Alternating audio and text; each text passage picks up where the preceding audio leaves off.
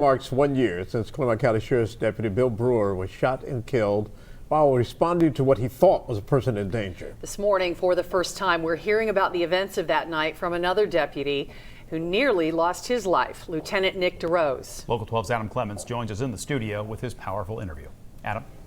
Well, guys, Lieutenant Nick DeRose is still recovering from the injuries he sustained that night. 2 gunshot wounds, one to the foot, another to the back. He tells me he has good days and bad days, but the physical pain that he still battles pales in comparison to the heartache he feels every day for the loss of a husband, a father, a son, a brother. Deputy Bill Brewer. Describe what the last year has been like for you. It's been a long year. You're constantly thinking about it. It's always on your mind. A day doesn't go by that you don't think about Bill and what happened on the second. When you arrived on the scene that night, when did it feel different for you?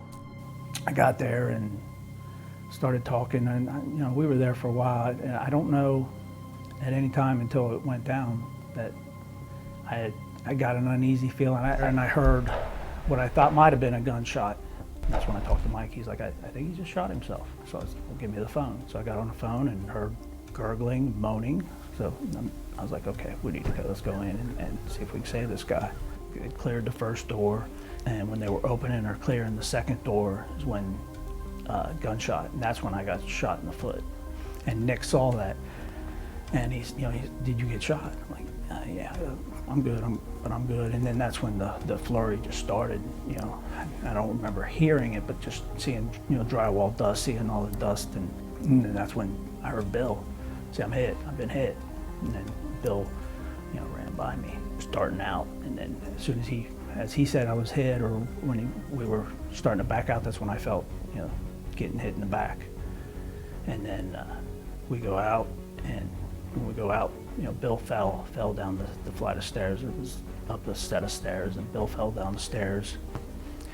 A couple of the team members, Mike and Doug, pulled Bill to safety. At what point do you get the news that Bill had passed?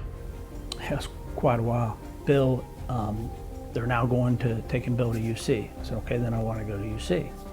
Everybody trying to do the best they could for me, but I couldn't see Bill, wondering where the hell Bill was, and I knew something was up, and I finally yelled for somebody. I said, come here. I said, what the hell's going on? And finally they told me. When they tell you that he didn't make it, what is your reaction? I broke down, I lost it. I've known him for 20 years, worked with him for 20, and the guy genuinely would do anything for you.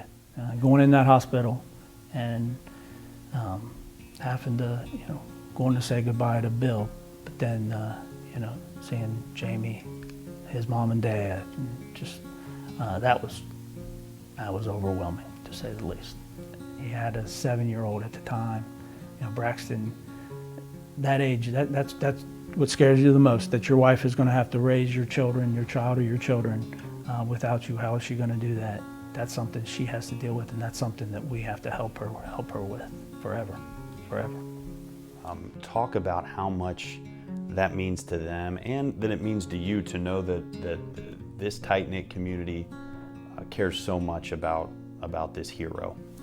The day of the funeral, to see the procession, to see the people, to see what this community did, it was another overwhelming, it was flooring. It was, words can't describe how it made you feel. What new perspective do you have 1 year later?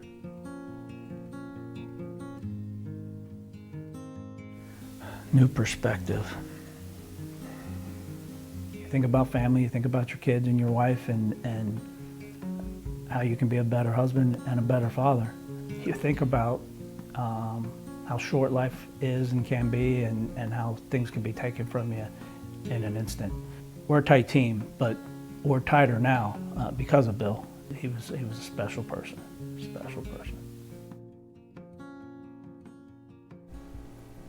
Reliving that and talking about it, not easy. Not easy for Sure. him, not easy for anybody to do. So I want to thank Lieutenant DeRose for opening up like that and sharing that story. And I also want to thank Jamie Brewer, Bill's widow, for supporting this and you know, allowing us to tell that story. Does she feel that support that he talked about? Undoubtedly.